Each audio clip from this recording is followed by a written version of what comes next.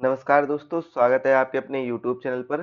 दोस्तों, आज के इस लेक्चर में हम बात करने वाले हैं मानसिक अभिरुचि के जो 17 और 18 फरवरी को यूपी पुलिस का एग्जाम हुआ था, उसमें मानसिक अभिरुचि के जितने भी क्वेश्चन पूछे गए थे, चारों शिफ्टों में जो भी क्वेश्चन पूछे गए थे, उन सभी शिफ्ट के क्वेश्चन आंसर हम डिस्कस करने वाले हैं, एमसीक्यूज फॉर्मेट में डिस्कस करने वाले हैं। तो वीडियो को अंत तक जरूर देखें और इस वीडियो की पीडीएफ भी आपको प्रोवाइड कराई जाएगी। देखिए, ऐसे ही सेम प्रश्न आने वाले हैं, तो इस वीडियो को जरूर जरूर देखें और समझने का प्रयास करें आखिर क्वेश्चन पूछे कहाँ जा रहे थे। कई क्वेश्चन हमारे जो एमसीक्यूज वाला कोर्स यूट्यूब पर फ्री में किया कराया गया था, वहां से भी कई क्वेश्चन आए थे, तो उनको भी मैं डिस्कस करते हुए चलूंगा। मेंटल एप्टीट्यूड के इस जो लेक्चर में हम सभी पीवाईक्यू के बारे में डिस्कस करने वाले हैं, जो कि 17 और 18 फरवरी को एग्जाम में पूछे गए थे। 52 क्वेश्चन पूछे गए थे, सभी शिफ्ट में 13-13 क्वेश्चन पूछे गए थे और 4 शिफ्ट में एग्जाम हुआ था, तो 52 क्वेश्चन पूछे गए थे मेंटल एप्टीट्यूड के। तो ये वीडियो बहुत ही महत्वपूर्ण जानने वाला है आपके लिए, तो इस वीडियो को अंत तक जरूर देखिए। चलिए स्टार्ट करते हैं। 17 फरवरी की जो पहली शिफ्ट हुई थी, उस शिफ्ट में जो 13 क्वेश्चन पूछे गए थे, उन 13 क्वेश्चन को स्टार्ट करते हैं, पढ़ते हैं। पहला क्वेश्चन देखिए, अगर आप एक पुलिस अधिकारी के रूप में तैनात हैं, एक स्थानीय मेले में उत्तेजित भीड़ एक किशोर पर चोरी का आरोप लगाती है और मॉब लिंचिंग का प्रयास करती है, तो आप क्या करेंगे, ऐसा पूछा जा गया है। तो देखिए क्या करेंगे। पहला ऑप्शन पढ़िए, यदि पर्याप्त सबूत उपलब्ध हैं तो भीड़ को आरोपी को दंडित करने देना चाहिए, दबाव डालकर आरोपी से जुर्म कबूल करवाना चाहिए। तीसरा ऑप्शन है, निष्पक्ष सुनवाई सुनिश्चित करने के लिए किशोर को बचाना चाहिए और भीड़ को तितर बितर करना चाहिए। पूछताछ के लिए आरोपी को गिरफ्तार करने के लिए बल का प्रयोग करना चाहिए, बल का प्रयोग करना चाहिए। तो राइट आंसर क्या हो जाएगा इसका, ऑप्शन सी इसका राइट आंसर हो जाएगा। देखिए क्यों, क्योंकि निष्पक्ष सुनवाई होना बहुत आवश्यक है। निष्पक्ष सुनवाई करने के लिए पुलिस द्वारा किशोर को बचाया जाना चाहिए और इस उद्देश्य से भीड़ को तितर बितर जरूर करना चाहिए, क्योंकि जब तक वहां भीड़ रहेगी तब तक हो सकता है भीड़ कभी भी अपना हाथ साफ कर सकती है। तो निष्पक्ष जांच के बाद न्यायालय में आरोप पत्र या जिसे हम चार्जशीट भी कहते हैं, अगर मान लीजिए निष्पक्ष निष्पक्ष जांच हो गई है, अगर जांच हो चुकी है, क्या हो चुकी है, जांच हो चुकी है, तो जांच के बाद का क्या कार्रवाई करनी चाहिए, चार्जशीट या आरोप पत्र जिसे कहते हैं चार्जशीट। चार्जशीट दाखिल किए जाने के बाद ही किशोर को आरोपी या एक्यूज्ड कहा जा सकता है, इससे पहले आरोपी नहीं कहा जा सकता है। जब ये चार्जशीट दाखिल हो जाएगी, कहां पर दाखिल हो जाएगी, न्यायालय में। न्यायालय में ये चार्जशीट दाखिल हो जाएगी, तभी आरोपी को या फिर जो युवा है, जो किशोर है, इसको क्या माना जाएगा, एक्यूज्ड माना जाएगा। क्या माना जाएगा इसको, तभी एक्यूज्ड माना जाएगा, ये चीज याद रखिएगा। अगला क्वेश्चन देखते हैं। आप एक पुलिस अधिकारी के रूप में तैनात हैं, एटीएम पर कार्ड क्लोनिंग के और मामलों को रोकने के लिए आपको क्या करना होगा। तो राइट आंसर इसका क्या हो जाएगा, ऑप्शन सी, विसंगतियों के लिए एटीएम मशीन एक्सेस लॉग की जांच करनी चाहिए। अब ऐसा क्यों करना चाहिए, देखिए देखिए, कार्ड क्लोनिंग निसंदेह एक तकनीकी विसंगति है, क्योंकि क्या है, एक प्रकार की टेक्निकल इश्यू है कार्ड क्लोनिंग। ये कैसा है, एक प्रकार का टेक्निकल इश्यू है, टेक्निकल इश्यू है, टेक्निकल इश्यू। तो इस टेक्निकल इश्यू, हालांकि एक ऐसा इश्यू है, टेक्निकल इश्यू है, तो इस इश्यू से एटीएम मशीन का एक्सेस करने के लिए डिजाइन किया गया है, अतः एक्सेस लॉग प्रणाली की जांच और कमजोर पक्ष का पता लगाकर दूसरे उसे दूर किया जा सकता है, इसका यही समाधान है। तो विसंगतियों के लिए एटीएम मशीन एक्सेस लॉग की जांच करनी चाहिए, ये इसका राइट आंसर बन जाएगा। पहला देखिए क्यों नहीं हुआ है, कार्य प्रणाली को समझने के लिए कार्ड क्लोनिंग मशीन प्रोटोटाइप खरीदनी चाहिए, आखिर इसकी तो जरूरत ही नहीं है मुझे। संदिग्ध सहयोगियों की पहचान करने के लिए सभी एटीएम में एक एक पर्यवेक्षक रखने चाहिए। अब कितने पर्यवेक्षक रखे जाएं, तो ये तो नहीं, ये तो मुमकिन नहीं है। हालांकि एक सिक्योरिटी गार्ड होता है, लेकिन पर्यवेक्षक इतने नहीं रखे जा सकते हैं, क्योंकि उसको समझने के लिए, क्योंकि कार्ड क्लोनिंग एक टेक्निकल इश्यू है और टेक्निकल इश्यू को समझने के लिए कोई टेक्निकल बंदा ही चाहिए, मतलब आईटी सेक्टर का ही बंदा चाहिए। क्षेत्राधिकारी में सभी एटीएम को अस्थायी रूप से बंद कर देना चाहिए। तो ये भी नहीं हो सकता, क्योंकि अगर ऐसा होगा तो वहां के जनता को, जो पब्लिक होगी, उनको काफी ज्यादा नुकसान हो सकता है। और जो बैंक होगी, बैंक में भीड़ बहुत ज्यादा इकट्ठी होगी। बैंक में क्या है, बैंक में भीड़ इकट्ठी होगी, और बैंक में भीड़ इकट्ठी होने की वजह से वहां पर कोई भी अफरा तफरी हो सकती है। तो इसीलिए ये तो बिल्कुल नहीं करना है। तो इसका राइट आंसर क्या हो जाएगा, ऑप्शन सी इसका राइट आंसर हो जाएगा। विसंगतियों के लिए एटीएम मशीन एक्सेस लॉग की जांच करनी चाहिए। अगला क्वेश्चन है, आप एक विशेष सेल में कांस्टेबल हैं जो साइबर अपराध और ऑनलाइन धोखाधड़ी से निपटता है। आपको साइबर सुरक्षा और डिजिटल फोरेंसिक के विभिन्न पहलुओं में प्रशिक्षित किया गया है। हालांकि कर्मचारियों की कमी के कारण आपको एक गश्त ड्यूटी सौंपी जाती है, जहां आपको सड़कों पर गश्त करनी होती है और आपातकालीन कालों को का जवाब देना होता है। आपको लगता है कि यह एक उबाऊ और नीरस कार्य है, तो आपकी विशेषज्ञता के अनुरूप नहीं है। तो आपको क्या करना होगा, देखिए ये काफी बड़ा क्वेश्चन है, क्वेश्चन पढ़ने में इतना टाइम निकल गया है। तो इसका राइट आंसर क्या हो जाएगा, ऑप्शन ए। गश्त ड्यूटी उत्साहपूर्वक करनी चाहिए और अन्य गश्ती अधिकारियों के अनुभवों से कुछ ना कुछ सीखना चाहिए। हमें कुछ ना कुछ अन्य लोगों से सीखना होगा। ये तो ऑप्शन हो ही नहीं सकता है कि गश्त ड्यूटी करनी चाहिए लेकिन लगातार छुट्टी लेने के अवसर की तलाश में रहना चाहिए। छुट्टी लेने के अवसर की तलाश में तो बिल्कुल नहीं रहना है, क्योंकि कभी कभी क्या होता है 24 आवर की ड्यूटी लगा दी जाती है। गश्त ड्यूटी अनिच्छा से करनी चाहिए, तो अनिच्छा से तो कोई काम ही नहीं करना है। गश्त ड्यूटी करने का, देखिए जहां पर भी आपको निगेटिव पॉइंट लगे तो उसको तो तुरंत काट दीजिएगा कि आपके ऑप्शन है वो कम हो जाएंगे। गश्त ड्यूटी करने से इनकार करना चाहिए, तो इनकार नहीं कर सकते ना, निगेटिव पॉइंट है तो निगेटिव पॉइंट को हटाइए आप दोनों को। ये दोनों निगेटिव पॉइंट हटाएंगे और साथ ही साथ में यहाँ पर ये निगेटिव पॉइंट बनेगा, छुट्टी लेने की अवसर की तलाश। आखिर पुलिस को कभी भी छुट्टी लेने के अवसर की तलाश नहीं करनी चाहिए, क्योंकि कानून व्यवस्था की जिम्मेदारी किसके पास है, पुलिस अधिकारियों के पास है, पुलिस के पास है। तो छुट्टी लेने के अवसर तो बिल्कुल नहीं तलाशने चाहिए। तो ये तीनों राइट आंसर नहीं होंगे, बल्कि राइट आंसर क्या हो जाएगा, ऑप्शन ए इसका राइट आंसर हो जाएगा। कौन सा हो जाएगा, ऑप्शन ए। ऑप्शन ए इसका राइट आंसर होगा। अगला क्वेश्चन देखेंगे। अगला क्वेश्चन है, पीड़िता से बलात्कार के फॉरेंसिक साक्ष्य की जांच करते समय, पीड़िता से बलात्कार के फॉरेंसिक साक्ष्य की जांच करते समय आपको क्या करना चाहिए, प्रत्यक्ष भागीदारी के बिना अनुभवी महिला निरीक्षक को स्थानांतरित करना चाहिए। क्या करना चाहिए, महिला निरीक्षक को, खुद नहीं बल्कि महिला निरीक्षक को स्थानांतरित करना चाहिए। बिना किसी महिला पुलिस की उपस्थिति दे, तो देखिए निगेटिव पॉइंट है, बिल्कुल हटा देना चाहिए। विश्वास कायम करने के लिए सादे कपड़ों में पीड़िता को व्यक्तिगत रूप से साक्षात्कार करना चाहिए। तो व्यक्तिगत रूप से तो कर ही नहीं सकते, क्योंकि यहाँ पर आपको क्या है, एक महिला निरीक्षक की आवश्यकता पड़ेगी। छदम नाम का उपयोग करके एफआईआर के साथ दस्तावेजीकरण पूर्ण करना चाहिए। तो पहले तो उसके साक्ष्यों को और जो महिला निरीक्षक को ये सारी चीजें, जो भागीदारी है उसके साथ वो तो निभानी चाहिए, क्योंकि उसकी जांच करनी चाहिए, साक्ष्य की जांच करनी चाहिए।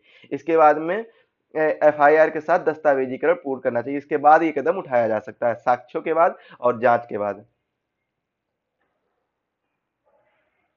अगला क्वेश्चन है, एक पुलिस अधिकारी के रूप में आपकी एक जिले के एक पुलिस स्टेशन में नियुक्त किया गया है आपको, और निम्नलिखित में से कौन सा उस अधिकारी का नाम है जो पुलिस स्टेशन का प्रभारी होता है। तो कौन सा है, स्टेशन हाउस अधिकारी। स्टेशन हाउस अधिकारी को क्या बोलते हैं, एसएचओ बोलते हैं। क्या बोलते हैं, एसएचओ।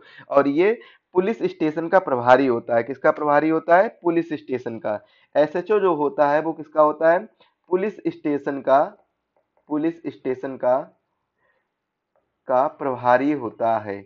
ये चीज याद रखिए, पहले ही लेक्चर में मैंने इन सभी चीजों के बारे में डिस्कस किया था। उप महानिरीक्षक, इसे क्या कहते हैं, डीआईजी। कम से कम, कम से कम दो अथवा अधिक जिलों में स्थापित रेंज का, दो अथवा, कम से कम तो दो अथवा अधिक, दो अथवा अधिक जिलों में स्थापित रेंज का प्रभारी, स्थापित रेंज का प्रभारी। पुलिस अधीक्षक, पुलिस अधीक्षक जो कि एसपी होता है, और ये क्या करता है, जिले के पुलिस बल का प्रभारी होता है, जिले के पुलिस बल का, पुलिस बल का प्रधान होता है। सर्कल इंस्पेक्टर या फिर सर्कल ऑफिसर, सर्कल अधिकारी, ये क्या होता है? एक क्षेत्र जिसके अंतर्गत कई थाने हो सकते हैं, एक क्षेत्र जिसके अंतर्गत कई थाने हो सकते हैं, कई थाने हो सकते हैं, उसका प्रधान होता है, उसका प्रधान होता है, मतलब मुख्य होता है। तो ये चीज आप लोग याद रखिएगा। अगला क्वेश्चन देखेंगे।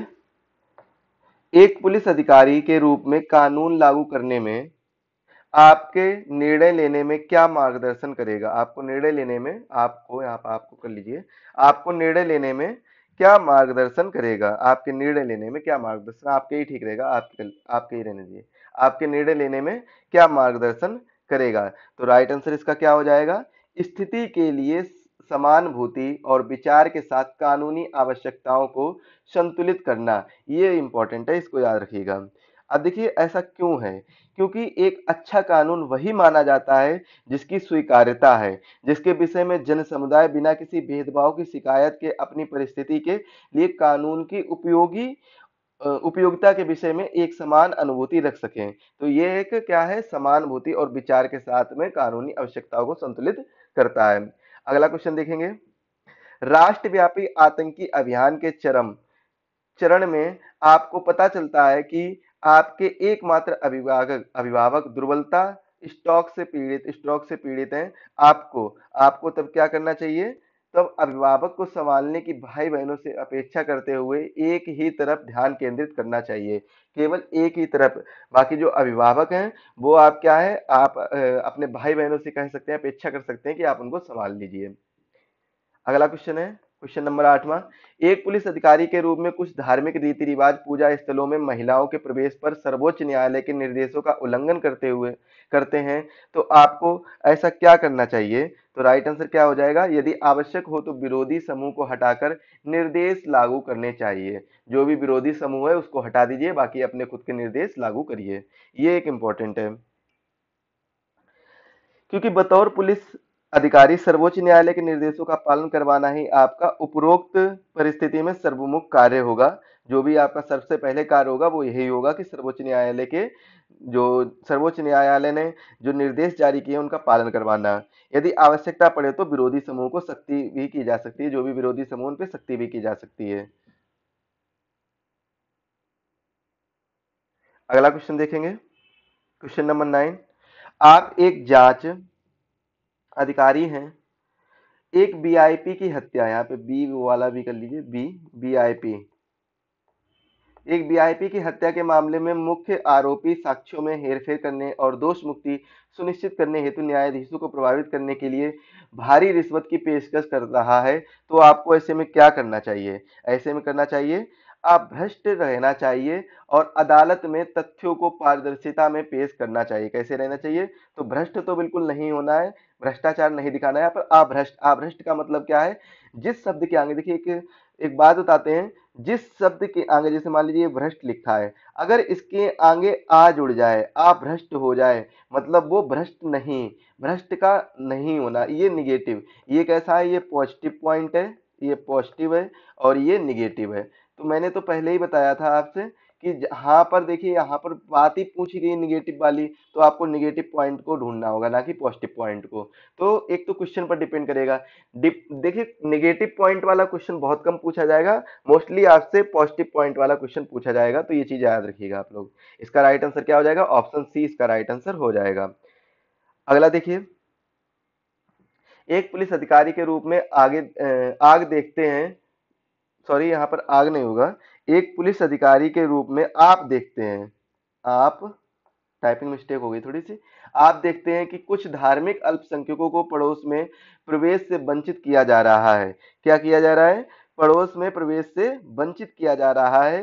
तो आपकी क्या प्रतिक्रिया होगी? तो ये चीज क्वेश्चन पूछी गई है। राइट आंसर क्या हो जाएगा? Option B. तनाव को कम करने के लिए बहुधर्मी सामुदायिक संवाद आयोजित करने चाहिए। ये एक इंपॉर्टेंट क्वेश्चन है। अब ये देखिए क्यों ऐसा होता है, क्योंकि ऐसी परिस्थिति में क्या होता है, विवाद समाधान संवाद ही श्रेष्ठ विकल्प होता है। कि कोई भी ऐसा विवाद हो रहा है, अल्पसंख्यक के बीच, अल्पसंख्यकों का पड़ोस में प्रवेश से वंचित किया जा रहा है और ऐसा विवाद सामने आ रहा है, तो इतने जितने भी बहुधर्मी सामुदायिक संवाद करना बहुत जरूरी है, क्योंकि संवाद ही एक विकल्प ऐसा रहेगा जो कि विवाद का समाधान कर सकता है, ताकि दोनों पक्षों में मध्य दीर्घकालिक और सहमति परक समाधान निकले। क्या निकले? सहमति परक समाधान निकले दोनों पक्षों में, क्योंकि जब तक वो आपस में संवाद करेंगे तभी तो समाधान निकल पाएगा ना। अगला क्वेश्चन है, दंगा प्रभावित बहुधार्मिक इलाके में पुलिस प्रमुख के रूप में आपको क्या करना है? तो राइट आंसर इसका क्या हो जाएगा? सामुदायिक सीमाएं लांघने वाले उपद्रवियों पर सखा कार्रवाई करनी चाहिए। ये इसका राइट आंसर हो जाएगा, क्योंकि पुलिस प्रमुख को सामुदायिक सीमा लांघने वाले पर सख्त कार्रवाई करनी चाहिए। ऐसा मतलब क्या है, कानून की व्यवस्था रक्षा करना ही पुलिस का कर्तव्य होता है। तो सिंपल सी बात है, यहाँ पर यही वाला ऑप्शन सही बैठेगा। अगला क्वेश्चन है, आप एक पुलिस अधिकारी हैं, आपको आगामी स्थानीय निकाय चुनाव को हिंसक के रूप में बाधित करने की तैयारी की विश्वसनीय जानकारी प्राप्त होती है, तो आपको ऐसे में क्या करना चाहिए? राइट आंसर इसका क्या हो जाएगा? तोड़ फोड़ से बचने के लिए निवारक नजरबंदी की कार्रवाई करनी चाहिए। निवारक नजरबंदी की कार्रवाई करनी चाहिए। निवारक नजरबंदी बोले तो प्रिवेंटिव डिटेंशन। अगला क्वेश्चन है, क्वेश्चन नंबर 13, एक पुलिस अधिकारी के रूप में ट्रांसजेंडर नागरिक कानून प्रवर्तन अंतक्रिया के दौरान उत्पीड़न और गरिमा के उल्लंघन का सामना करने की रिपोर्ट करते हैं, तो ऐसी स्थिति में आपको क्या करना चाहिए? अपराधियों के खिलाफ सख्त अनुशासनात्मक कार्यवाही लागू करनी चाहिए। तो ये इसका राइट आंसर हो जाएगा। चलिए अब बात करते हैं 17 फरवरी के सेकेंड शिफ्ट के एग्जाम की। सेकेंड शिफ्ट में आखिर क्या क्या पूछा गया था, उन सभी चीजों के बारे में डिस्कस करते हैं। आप एक पुलिस अधिकारी के रूप में तैनात हैं। एक महिला ने अपनी नाबालिग बेटी की तस्वीर अधरंग तस्वीरों के संबंध में फोन पर उत्पीड़न की शिकायत की है। कानून के अनुसार आपको क्या करना चाहिए? तो सबसे पहले आपको क्या करना चाहिए? कॉलर आईडी ड्रेस के आधार पर आरोपी को गिरफ्तार करना चाहिए। कॉलर आईडी ड्रेस के आधार पर कि जो जो मतलब बातें बताई गई हैं, वो उसके आधार पर आपको गिरफ्तार करना चाहिए आरोपी को। क्योंकि देखिए मामला साइबर क्राइम श्रेणी का है, तो पुलिस के पास वह अतरंग तस्वीरें और उनके दुरुपयोग के साक्ष्य आधार स्पष्ट जरूर होंगे। तो ऐसे में आरोपी को गिरफ्तार कर लेना चाहिए, क्योंकि देखिए साइबर क्राइम से संबंधित जितने भी क्राइम होते हैं ना, उनके जो साक्ष्य होते हैं वो अवेलेबल बने रहते हैं। तो आप लोग पहले एक बार सोचिएगा जरूर जब साइबर क्राइम करने की सोचें, क्योंकि साक्ष्य हमेशा बने रहेंगे। आप एक जांच अधिकारी हैं। एक प्रतिष्ठित आध्यात्मिक नेता यौन शोषण कांड में जैसा हुआ है शोषण कांड में फंसा हुआ है। यहाँ पर थोड़ा सा कंफ्यूजन लग रहा है। हाँ ठीक है, यहाँ पर कर लीजिए फंसा हुआ है।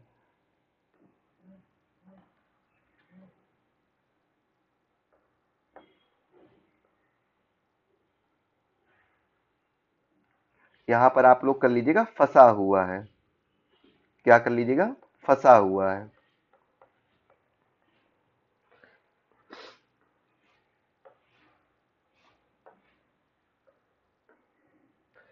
आध्यात्मिक नेता यौन शोषण में कांड में फंसा हुआ है, या आपके द्वारा समर्थित अच्छे कार्यों के लिए चांद और धन की पेशकश करते हुए दायर की गई कानूनी शिकायतों को रद्द करने का अनुरोध करता है, तो आपको ऐसी स्थिति में क्या करना होगा? ऐसी स्थिति में प्रक्रिया के अनुसार निष्पक्ष जांच करने के लिए प्रतिबद्ध होना चाहिए। क्या है? प्रक्रिया के अनुसार, यानी प्रोसेस के अनुसार। प्रक्रिया बोले तो कानून प्रक्रिया, जो लॉ प्रोसेस है उसके अनुसार। ऑनलाइन कट्टरपंथ के मामले की जांच करते समय आपको विशेष तौर से क्या ध्यान रखना होगा? सार्वजनिक सतर्कता के लिए आधिकारिक चैनलों पर संबंधित असत्यापित स्नैप्स साइट्स करने चाहिए। चौथा क्वेश्चन है, आप एक पुलिस अधिकारी के रूप में तैनात हैं। जाली ई कॉमर्स वेबसाइट घोटालेबाजी को पहचान करने के लिए आपको विशेष तौर पर क्या करना होगा? राइट आंसर इसका क्या हो जाएगा? ऑप्शन बी, साइट पंजीकरण का पता लगाने के लिए एक एथिकल हैकर टीमों को इंडोर करना चाहिए। दंगा प्रवण क्षेत्रों में स्टेशन प्रमुख के रूप में सांप्रदायिक सद्भाव बनाए रखने के लिए आपको क्या करना होगा? राइट आंसर क्या होगा? अंतर धार्मिक विश्वास का निर्माण करने वाला उपमा उपमा के लिए कर्ता की व्यवस्था करनी चाहिए। अगला क्वेश्चन है, आप एक पुलिस अधिकारी के रूप में तैनात हैं। आप एक पुलिस अधिकारी के रूप में तैनात हैं। सोशल मीडिया निगरानी से निषेधाज्ञा का उल्लंघन करते हुए अनाधिकृत राजनीतिक रैली की योजना का पता चलता है, तो ऐसी स्थिति में आपको क्या करना चाहिए? आदेश प्रतिबंधों को समझाने के लिए आयोजकों को बाध्य करना चाहिए। क्या करना चाहिए? आयोजकों को बाध्य करना चाहिए। अगला क्वेश्चन है सातवां, एक आप एक अपराध शाखा इकाई में एक निरीक्षक हैं जो कि संगठित अपराधी और गिरोहों से निपटते हैं। आप पिछले 3 वर्षों से इस इकाई में कार्यरत हैं।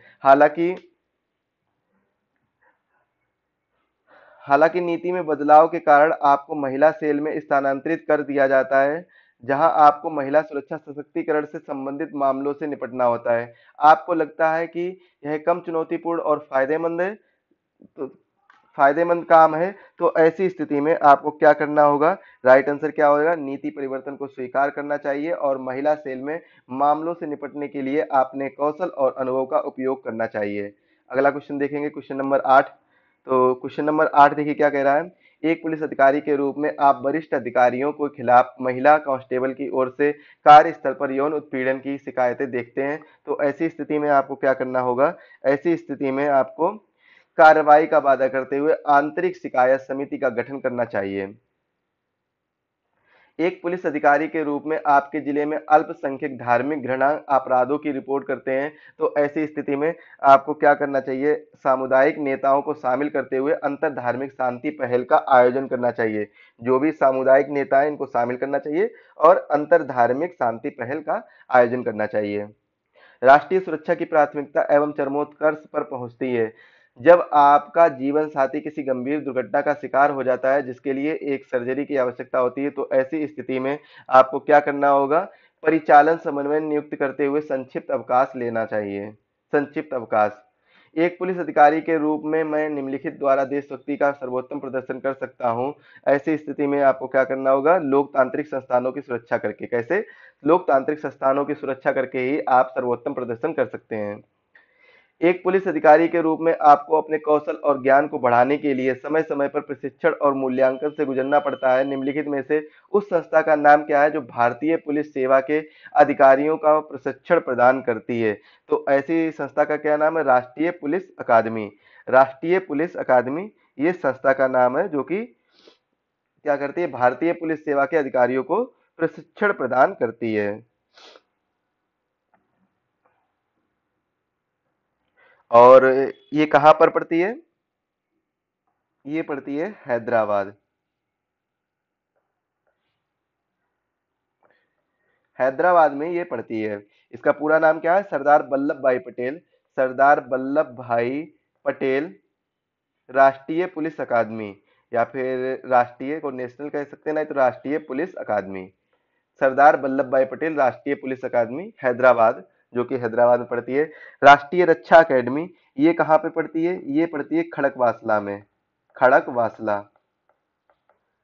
खड़गवासला में पड़ती है।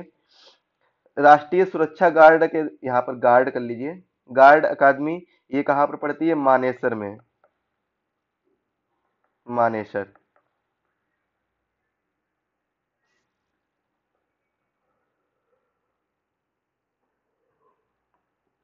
अगला और इस शिफ्ट का लास्ट क्वेश्चन है। एक पुलिस अधिकारी के रूप में आपको एक बैंक मैनेजर को बंदूकों के साथ चल रही सशस्त्र डकैती के बारे में घबराहट भरी कॉल आती है। मानक संचालन प्रक्रियाओं के अनुसार इनमें से आपकी तत्काल प्रतिक्रिया क्या होनी चाहिए? शिकायत ग्रहण करके इसे मानवाधिकार आयोग को अग्रेसित करना चाहिए। तो ऐसा क्या ऐसी तत्काल प्रक्रिया होनी चाहिए? इसका राइट आंसर क्या हो जाएगा? अन्य आपातकालीन सेवाओं को सूचित करें और उसके साथ समन्वयन करें। 18 फरवरी फर्स्ट शिफ्ट के क्वेश्चन को आज हम देखने वाले हैं। सामुदायिक पुलिसिंग का कौन सा पहलू आपको सबसे अधिक प्रभावित करता है? तो इसका राइट आंसर क्या हो जाएगा? ऑप्शन बी, समस्याओं को रोकने के लिए निवासियों के साथ विश्वास और तालमेल बनाना। ये क्या है? समुदाय पुलिसिंग है, मतलब आप वहां के रहने वाले लोगों के साथ में तालमेल बनाना। अगला क्वेश्चन है, एक पुलिस अधिकारी के रूप में कुछ समूह पारंपरिक धार्मिक भावनाओं के विपरीत एलजीबीटीक्यू अधिकारों को कायम रखने के लिए रखने वाले कानूनों में संशोधन की मांग करते हैं। तो इसके लिए राइट आंसर क्या हो जाएगा? धार्मिक सिद्धांतों मान्यताओं में सामंजस्य बिठाने के लिए सामुदायिक बैठकें या चर्चाएं करानी चाहिए। आप एक पुलिस अधिकारी के रूप में तैनात हैं। अपने क्षेत्राधिकार में अज्ञात हत्याओं की श्रृंखला को सुलझाने के लिए आपको क्या करना होगा? तो ऐसी स्थिति में आपको विशेष तौर पर ध्यान रखना होगा कि मनोवैज्ञानिक प्रोफाइलिंग के माध्यम से व्यवहारिक पैटर्न का अध्ययन करके जरूर आना है।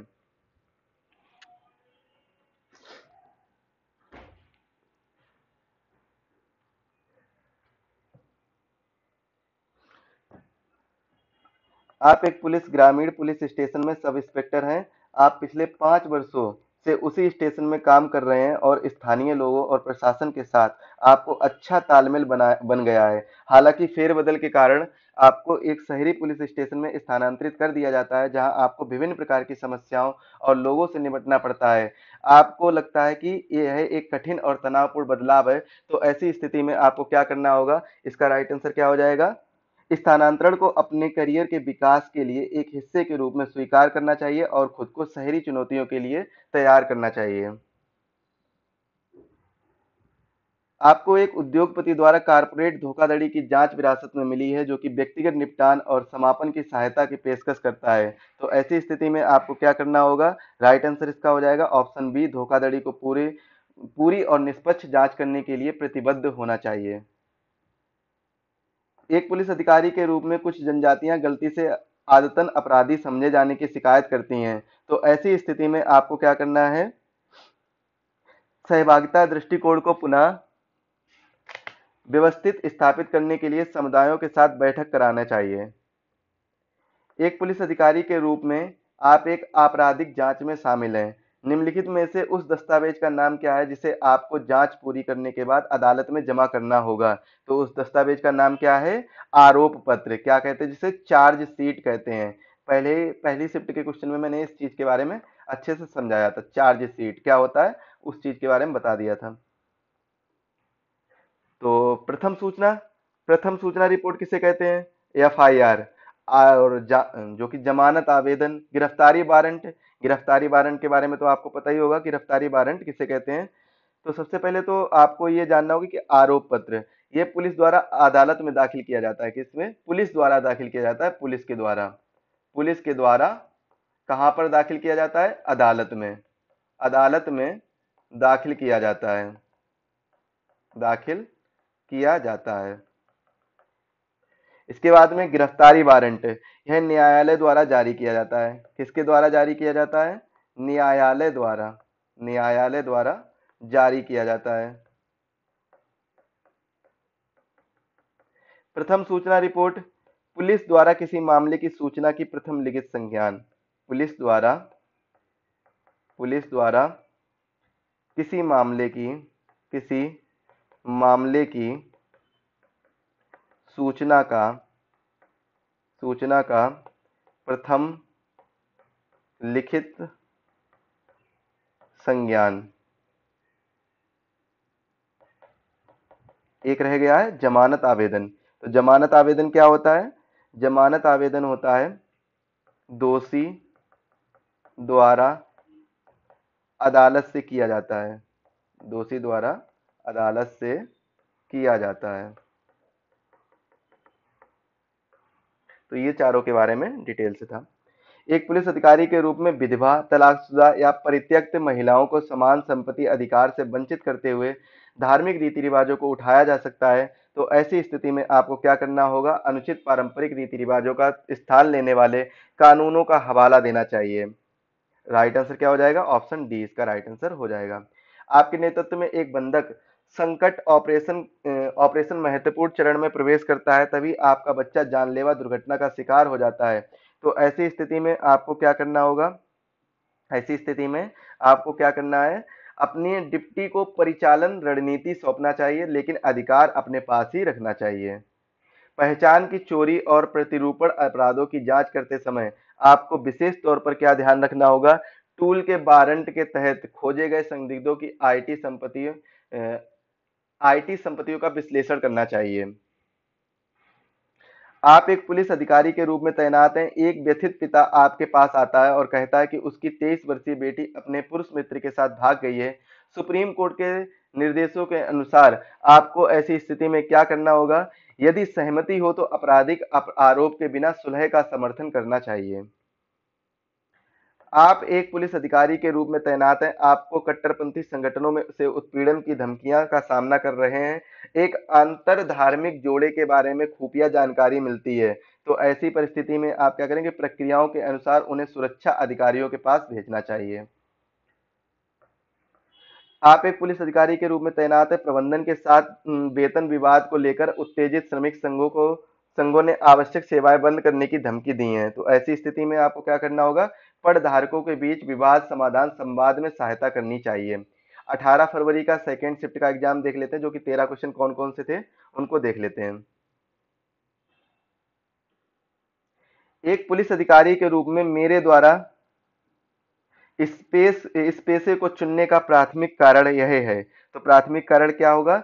देश की सेवा करने का अवसर। सबसे इंपॉर्टेंट है देश की सेवा। आप एक पुलिस अधिकारी के रूप में तैनात हैं। एक कॉलेज परिषद में छात्र राजनीतिक समूह के बीच हिंसक झड़पें शुरू हो गई हैं। प्रभारी अधिकारी के रूप में आपको क्या करना होगा? उपद्रवियों को रोकने के लिए आवश्यक हो तो बल का प्रयोग करना चाहिए। उपद्रवियों को रोकने के लिए अगर आवश्यक हो तो बल का प्रयोग कर लेना चाहिए। इसके बाद में आप एक पुलिस अधिकारी के रूप में तैनात हैं। आप एक 10 वर्षीय बच्चे को एक व्यस्त चौराहे पर भीख मांगते हुए देखते हैं। भारत के किशोर न्याय कानूनों के अनुसार आपको क्या करना होगा? किशोर न्याय कानूनों के अनुसार उसे सरकारी किशोर आश्रय गृह में ले जाना चाहिए। आप एक पुलिस अधिकारी के रूप में तैनात हैं। अस्पतालों से नवजात शिशु की चोरी के मामले को रोकने के लिए आपको कौन से कदम उठाने होंगे? तो लेबर रूम में प्रवेश और निकास के आसपास सीसीटीवी फीड का विश्लेषण करना चाहिए, एनालिसिस करना चाहिए। आप एक पुलिस अधिकारी के रूप में तैनात हैं। धार्मिक रूप से संवेदनशील इलाके में दंगे भड़क उठते हैं, जिसके लिए अतिरिक्त बल की आवश्यकता होती है। तो ऐसी परिस्थिति में आपको क्या करना होगा? ऐसी परिस्थिति में सुलह और शांति की अपील करने के लिए समुदाय के बुजुर्गों के साथ बात करनी चाहिए। अगला क्वेश्चन है, आप एक जांच अधिकारी हैं और दंगे के आरोपी एक राजनीतिक नेता के पदोन्नति की पेशकश करके आरोप वापस लेने का अनुरोध किया है।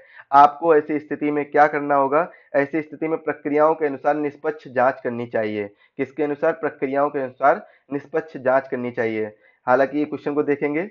एक महानगरीय शहर के एक पुलिस स्टेशन के वरिष्ठ प्रभारी निरीक्षक, आप अपने क्षेत्र में कानून व्यवस्था बनाए रखने के लिए अपराधों को रोकने के लिए कड़ी मेहनत कर रहे हैं। हालांकि कुछ प्रशासनिक कारणों से आपको ट्रैफिक पुलिस इकाई में स्थानांतरित कर दिया जाता है, जहां आपको यातायात प्रवाह का प्रबंधन करना है और नियमों का लागू कराना है करना होता है। आपको लगता है कि आपके कौशल और अनुभव की बर्बादी है। तो ऐसी स्थिति में आपको क्या करना चाहिए? तो नई भूमिका को अपनाना चाहिए, जो भी नई भूमिका मिली, और यातायात प्रबंधन के कौशल और चुनौतियों को सीखना चाहिए। इसे ही हम क्या कहते हैं? इसे हम अनुकूलन की क्षमता कहते हैं। अनुकूलन की क्षमता से क्वेश्चन पूछा गया है। संगठित अपराधियों के खिलाफ एक उच्च जोखिम वाले ऑपरेशन के बीच में आपको पता चलता है कि आपके जीवन साथी को उन्नत चरण का कैंसर है। तो ऐसी स्थिति में आपको क्या करना चाहिए? ऐसी स्थिति में यह आशा करते हुए कि परिवार उपचार संभाल लेगा, ध्यान केंद्रित रखना चाहिए जिस ऑपरेशन में आप हैं। बम विस्फोट स्थल की जांच करते समय आपको नियतकालिक प्रस्फोटक के रूप में इस्तेमाल किया गया एक क्षतिग्रस्त मोबाइल फोन मिलता है। ऐसी स्थिति में आप क्या करेंगे? ऐसी स्थिति में एंटी स्टैटिक दस्तानों का उपयोग करके हैंडलिंग से पहले मूल विस्फोट स्थिति की तस्वीर लेनी चाहिए। एक पुलिस अधिकारी के रूप में आप घरेलू हिंसा से पीड़ित किसी महिला की शिकायत का जवाब देते हैं। तो अब आपको क्या करना होगा? एक महिला सेल प्रतिनिधि से प्रारंभिक चर्चा करानी चाहिए, ना कि खुद करनी चाहिए। एक पुलिस अधिकारी के रूप में आपको अल्पसंख्यक समुदाय के खिलाफ प्रोफाइलिंग पक्षपात का आरोप लगाते हुए विरोध का सामना करना पड़ता है। तब आपको ऐसी स्थिति में क्या करना होगा? कार्यान्वयन अंतराल को समझने के लिए सामुदायिक चर्चाएं आयोजित करनी चाहिए। एक पुलिस अधिकारी के रूप में आपको अपनी वर्दी रैंक पर रैंक का प्रतीक चिन्ह पहनना आवश्यक है। पुलिस सेवा में उप निरीक्षक के लिए निम्नलिखित में से कौन से सही रैंक प्रतीक चिन्ह हैं? कौन सा है सही रैंक और प्रतीक चिन्ह? 2 सितारे। उप निरीक्षक मतलब क्या होता है? मतलब सब इंस्पेक्टर, उप निरीक्षक या सब इंस्पेक्टर। अब देखिए इसमें हम जान लेते हैं। 4 सितारे, तो 4 सितारे किसके लिए हैं? 4 सितारे होते हैं ये कोई रैंक नहीं, कोई रैंक नहीं। 4 सितारों की कोई रैंक ही नहीं होती। 2 सितारे किसके लिए होते हैं? सब इंस्पेक्टर, सब इंस्पेक्टर। 3 सितारे किसके लिए होते हैं?